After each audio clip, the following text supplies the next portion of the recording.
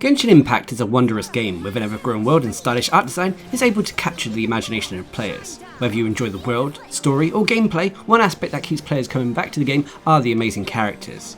So I'm Darcblade with a character guide to Yoimiya in Genshin Impact. In this guide we will cover the basic lore of the character, their moves, abilities, weapon options, stat priorities and artifact builds. Remember though that these guides are aimed at free-to-play and low-spender players. So the guides will feature the characters as if they were mainly Constellation level 0 with 4-star weaponry. Yoimiya is a 5-star bow user who has a pyro vision, but in order to access her and get her on your team, you have to wish for her on limited time banners. Yoimiya comes from Inazuma, and she is the owner of the Naganohara Fireworks Company. This she runs alongside her father in creating beautiful fireworks for the people of Inazuma. This is given her the reputation as being the queen of the summer festival, as she excels at her craft when it comes to creating fireworks that symbolise people's hopes and dreams. While she loves her job and definitely has a passion when it comes to fireworks and gunpowder, Yoimiya is nonetheless a very happy-go-lucky, bubbly character.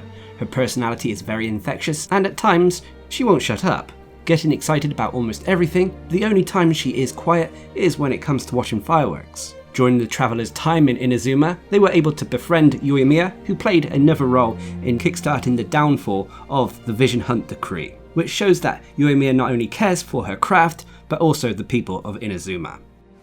But anyway, let's move on to the talents.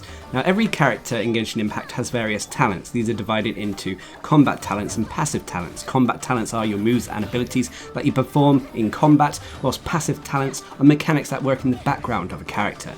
When it comes to Yoimiya, her first combat talent is normal attacks, firework flare-up.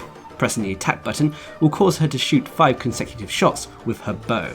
Alternatively, you can perform a charged attack by either holding down the aim button or holding down the attack button, which will increase your shot's damage. Yoimiya also has a unique aspect, unlike other bow users, where she can charge up this charged attack 2 times. For charging it to level 1, it will imbue the arrow with pyro damage, and if you charge it up to level 2, it will generate up to 3 additional kindling arrows based on the time spent charging. Releasing them as part of the aim shot will cause the kindling arrows to be fired off as well, dealing pyro damage when they hit an opponent. They will also home in on opponents as well. They don't deal as much damage as the initial aim shot, but it allows you to spread pyro damage to potentially multiple opponents. And then finally she has access to a plunging attack, which is done by pressing the attack button whilst in mid-air, which will cause her to plummet towards the ground, damaging foes around her with a shower of arrows. The next combat talent is the Noabi Fire Dance. This is Yoimiya's elemental skill. When activated, Yoimiya waves a sparkler and causes a ring of saltpeter to surround her. This is also known as the Noabi Enshu. During this time, arrows fired by Yoimiya's normal attack will be blazing arrows, and their damage will be increased and converted to pyro damage. However, during this time, charged attacks will not generate kindling arrows, but you're mainly using this to increase how effective your normal attacks are. Basically, it's a straightforward elemental skill that buffs your damage of your normal attacks, allowing them to deal pyro damage and hit a lot harder. The next combat talent is the Ryukin Saxifrage, which is Yoimiya's elemental burst.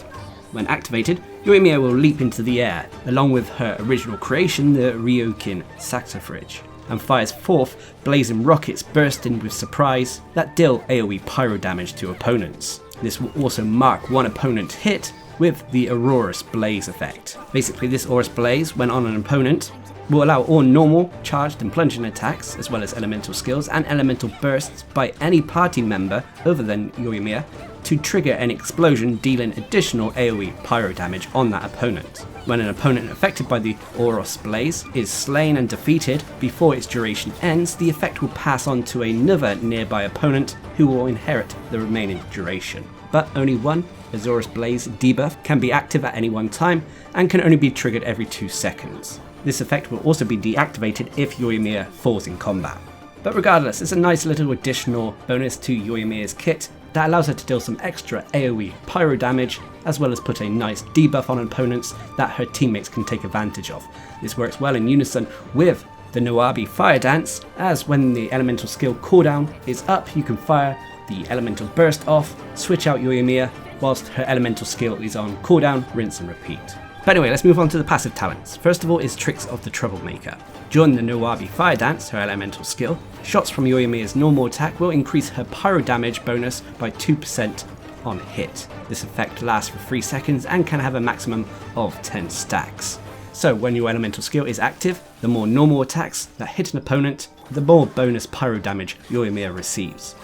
The next passive talent is Summon Knight's Dawn. Using her elemental burst causes nearby party members, not including Yoimiya, to gain a 10% attack increase for 15 seconds. Additionally, a further attack bonus will be added based on the number of Tricks of the Troublemaker stacks Yoimiya possesses when your elemental burst is used. Each stack increases the attack bonus by an additional 1%. So this is basically just a straightforward buff to Yoimiya's elemental burst and in a way Yoimiya's elemental skill and the rotation she performs.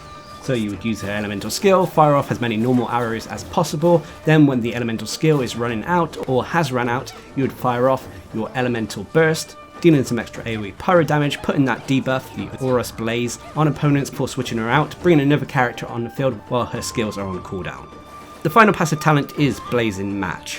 When Yoimiya crafts decorations, ornaments, and landscape type furniture in the teapot, she has a 100% chance to refund a portion of the materials used. So this is great for if you do like to use the Serenity teapot. So those are all the talents available to Yoimiya. Now of course we would use this next section to talk about constellations briefly. Remember though that these guides are aimed at characters who are mainly constellation level 0, so having more constellations isn't essential. But if you are able to get more constellations for Yoimiya, there are 2 that stand out for me personally. One of them is constellation level 2, a procession of bonfires. When Yoimiya's pyro damage scores a critical hit, Yoimiya will gain 25% pyro damage bonus for 6 seconds. This effect can even be triggered if Yoimiya isn't the active character. And Constellation level 6, which is the Naganohara Meteor Swarm. During the Nowabi Fire Dance, her elemental skill, Yoimiya's normal attacks have a 50% chance of firing an extra blazing arrow that deals 60% of its original damage. This damage is considered normal attack damage as well. This basically just increases her DPS potential even more. But anyway, let's move on to the next section where we talk about the builds that I like to use for Yoimiya. Now, Yoimiya is essentially a DPS character. Okay, she does have some kind of support and utility aspects when it comes to her elemental burst and the Darcblade, but for the most part, she is going to be a main DPS. She also excels at single target DPS as well, able to bring down individual foes incredibly quickly. And so there are 2 builds that I enjoy using for her, and both of them are DPS focused depending on how you like to use her and the team compositions you have. The first one I'm just simply calling the main DPS build. This is a universal DPS build that can be used in pretty much any team composition. So when it comes to the weapons, remember as always 5-star weaponry is going to be absolutely optimal. But if you're not able to get 5-star weapons, I'd recommend first going for Rust, which will give us an attack increase, and on top of that we'll get the rapid fire bonus, which increases our normal attack damage, but decreases our charged attack damage, which fits perfectly for Yoimiya's playstyle as we'll primarily be using her normal attacks. Alternatively, the free-to-play Yoimiya is also a good option, which again gives us an attack bonus, as well as the full draw bonus, which increases our normal attack damage, as well as our charged attack damage when Yoimiya's energy recharge is 100%. And on top of that, when Yoimiya's energy reaches 100%, this effect is increased by additional 100% as well. Failing that, you could also consider using the Blackcliff Warbow, which will give us a crit damage increase, as well as the Press the Advantage skill that increases our attack whenever we defeat an opponent, which can stack up to 3 times. Or, if you've got the Battle Pass, you can go for the Viridescent Hunt, which we're mainly taking for the crit rate bonus it provides us. We also get the Verdant Wind bonus, which upon hit, our attacks have a 50% chance to generate a cyclone that will continuously attract surrounding opponents, dealing damage based off of Yoimiya's attack. So when it comes to the artifacts, I'd recommend going for 4 pieces of the Shimenawa's Reminiscence. For wearing 2 pieces of this artifact set, we'll get an attack increase of 18%, and for wearing 4 pieces, when you cast an elemental skill, if the character has 15 or more energy, they will lose that 15 energy, but in return, their normal charged and plunging attack damage is increased by 50% for 10 seconds. But this effect will not trigger again during that duration. But with the length of the cooldown as well as the cooldown of Yoimiya's abilities, this works really well in the rotation you have for her, as you're focusing on your elemental skill more than your elemental burst with Yoimiya. This fits in nicely, increasing her overall damage.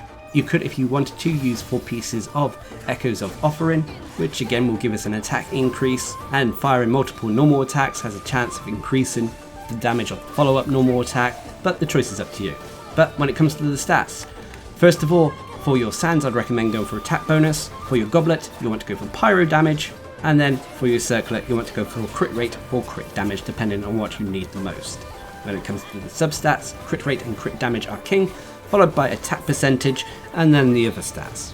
Now when it comes to the talents, I'd first recommend leveling up the Nawabi Fire Dance, your elemental skill, then go for your normal attacks, and then finally your elemental burst. This gives you a very strong DPS build for Yoimiya that takes advantage of her abilities, her talents, and the rotation when it comes to her playstyle. This build is also a little bit more universal, meaning that it can slot into pretty much any team out there.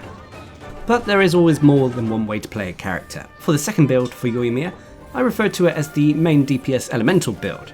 This build focuses on Yoimiya's ability to dish out quick and almost constant pyro damage, but it means that she has to work alongside Hydro, Cryo or Electro characters for the best result. So when it comes to the weapons, much like the first build, you can use any of the ones recommended in that build, so Rust followed by the Hamayumi, Blackcliff Warbow or the Viridescent Hunt. But I will say that the Stringless is also exceedingly good for this build, as it gives us increased elemental mastery and increases our elemental skill damage as well as our elemental burst damage. Elemental mastery, if you didn't know, basically can increase the effects of elemental reactions. Now when it comes to the artifacts, you want to go for 4 pieces of the Crimson Witch of Flames. For wearing 2 pieces of this artifact set, you'll get a pyro damage increase of 15%, and for wearing 4 pieces, it will increase the overload reaction as well as burning damage by 40%. It will also increase the vaporize and melt damage of these elemental reactions by 15%, and using elemental skills increases the 2-set bonus by 50% of its starting value for 10 seconds that can stack up to 3 times. But we are mainly taking this for not only the pyro damage increase, but also this artifact set ability to increase the damage of elemental reactions. Now when it comes to the stats, for your Sands you want to go for either attack percentage or elemental mastery. As for your Goblet you want to go for pyro damage bonus, and then for your Circlet again you want to go for crit rate and crit damage depending on what you need. As for the substats, crit rate and crit damage again are king, followed by attack percentage, but also elemental mastery this time is useful when it comes to this build. Finally, when it comes to the talents, much like the first build, you want to focus on the elemental skill first, followed by your normal attacks, and then your elemental burst. But with this build, you also want to take into consideration the team you work with. Like I said, Hydro, Pyro, and Electro characters work best as it allows Yoimiya to create strong elemental reactions. But of course, when it comes to all the characters in Genshin Impact, they have their pros and cons. No character is absolutely perfect. When it comes to Yoimiya, her biggest pro is her damage output, her single target damage output. She's able to bring down foes and single target bosses incredibly quickly. On top of that, her talents and kit all synergize well with one another, allowing you a very easy but effective rotation. And on top of that, she is a ranged pyro user, which means she can come in very handy when adventuring the wilds and solving the various puzzles you come across that either need pyro or a bow user or both. But of course there are cons. The biggest con for Yoimiya is she is a little bit lacking when it comes to AoE damage. But this can be countered when you combine her with an Electro character for the overload elemental reaction. And the other con is, unfortunately, Yoimiya is a little bit fragile. Yeah, you can spec her for HP if you are suffering when it comes to her survivability, but nonetheless, if you want to get the most damage out of her, it means that she may have potential survival issues. Obviously, if this is the case, then bringing shield characters as well as healers is definitely advised. And speaking of teams, every character is enhanced and made better when used in the right team composition.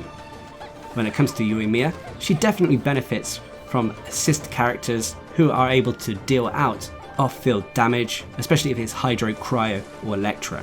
This will allow Yoimiya to almost constantly create elemental reactions, dealing additional damage to opponents. Characters who benefit in this way include Raiden Shogun, Shinsho, Yelan, and more. Basically characters who are able to have their elemental skill or elemental burst remain on the field whilst Yoimiya is the active character. I'd also recommend using a shield character or healer to counter the survivability issues I find with Yoimiya and to keep her in the fight for longer. But regardless of how you like to use Yoimiya or what teams you like to use with her, it's undeniable that she is one of the strongest single target damage dealers out there. She is able to bring down foes quickly and is great for single target bosses. And in the right team, this damage output capability is increased even more, making her potentially one of the strongest main DPS characters in the game. So there we have it, that is my character guide and overview to Yoimiya in Genshin Impact. Now remember, there are multiple ways to play and use the characters in the game, which is one of the many aspects that makes Genshin Impact so enjoyable. So at the end of the day, use the characters how you want to use them. These builds are just how I personally like to use the characters, but I hope they help you out in your adventures. So until next time, I've been Darcblade, bringing you a character guide to Yoimiya in Genshin Impact. Hope you enjoyed the video, thanks for watching, subscribe and like for more.